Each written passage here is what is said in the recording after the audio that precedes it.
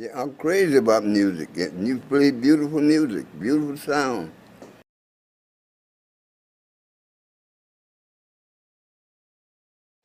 Hi, my name's Matilda Ashe-Belton. I hope in this short video I can portray some of the amazing ways music helps the brain. More specifically, I want to look at the power of music helping those with Alzheimer's. So, let me show you exactly what got me interested in this. When reading the book, This Is Your Brain on Music, I found out how processing music happens throughout the brain. It has a few major computational centres. In the following images, by Mark Tramo, there are two illustrations of the brain. The first is a view from the side, and the second is the same view but from inside the brain. This is the motor cortex. Movement, foot tapping, dancing and playing an instrument. All this activity happens in this part of the brain. This is the sensory cortex. Tactile feedback from playing an instrument and dancing. Auditory cortex. The first stages of listening to sounds are the perception and analysis of tones. Prefrontal cortex. Creation of expectations, violation and satisfaction of expectations. Cerebellum. Movements such as foot tapping, dancing and playing an instrument, also involved in the emotional reactions to music. This is finally the visual cortex.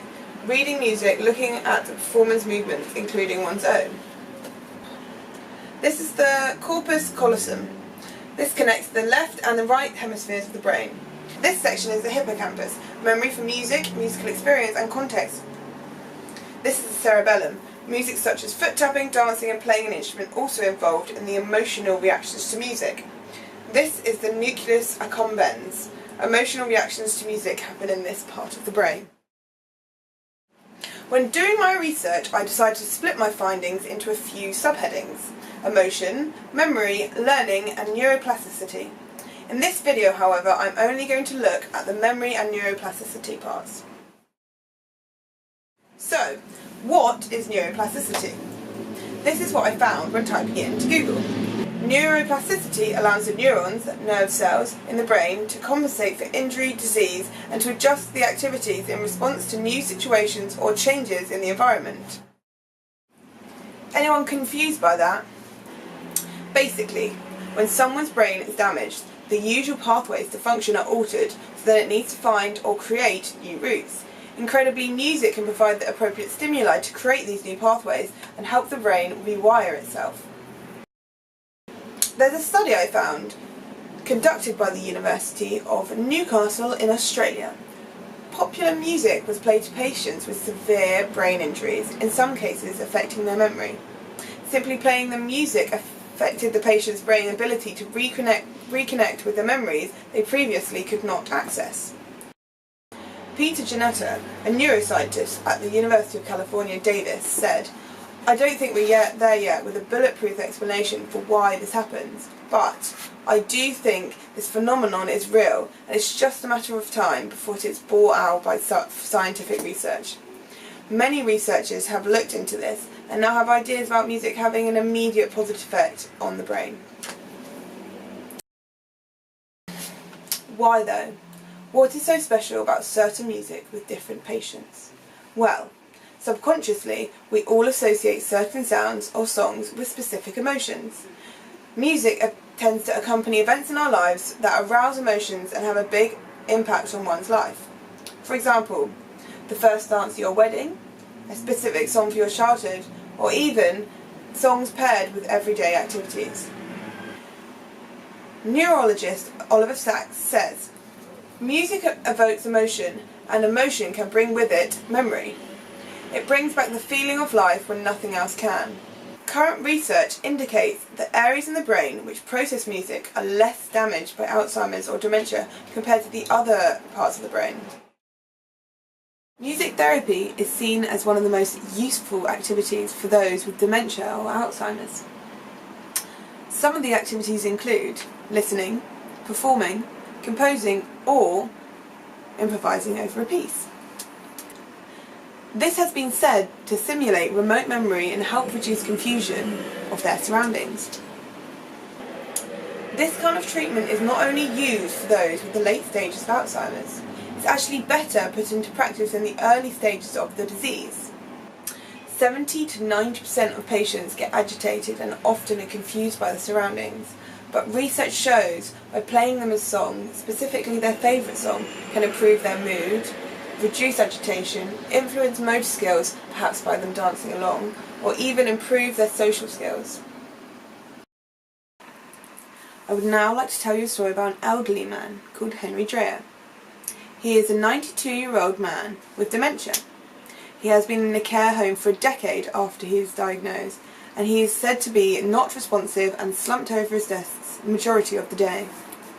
His daughter talks about how musical he was when he was younger. She said that he would walk them down the street, singing a song, holding their hands, and a smile on his face.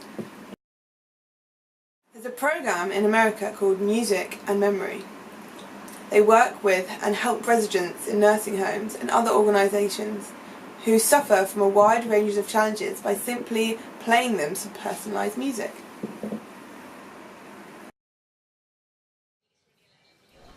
Hi, Papa. Hi, Papa. Huh?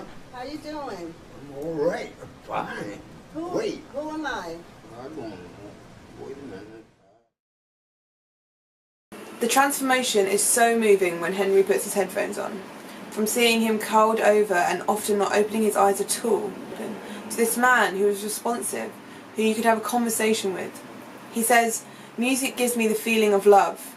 He has his eyes wide open and will respond to even someone calling his name, which is something that hasn't happened in 10 years.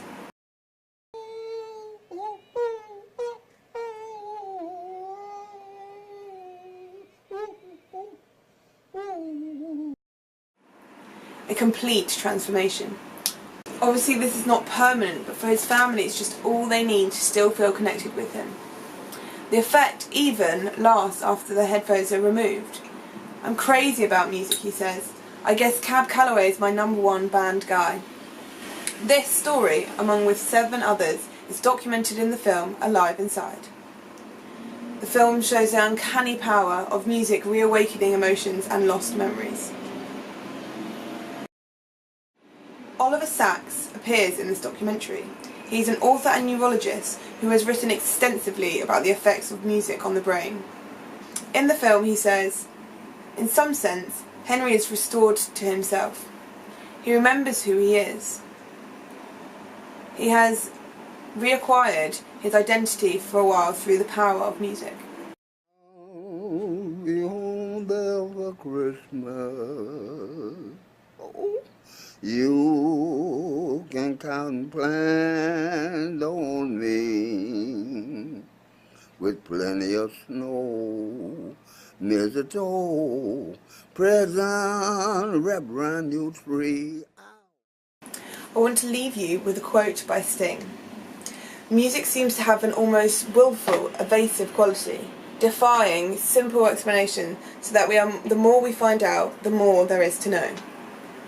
Thank you so much for listening. I really hope you enjoyed it. Here are a few books for anyone who's interested in finding out more about the impact music has on your brain. Musicphilia by the one and only Oliver Sacks. Music, Language and the Brain by Anuruba Patel. Of course, This Is Your Brain on Music. And finally, Listen to This by Alex Ross.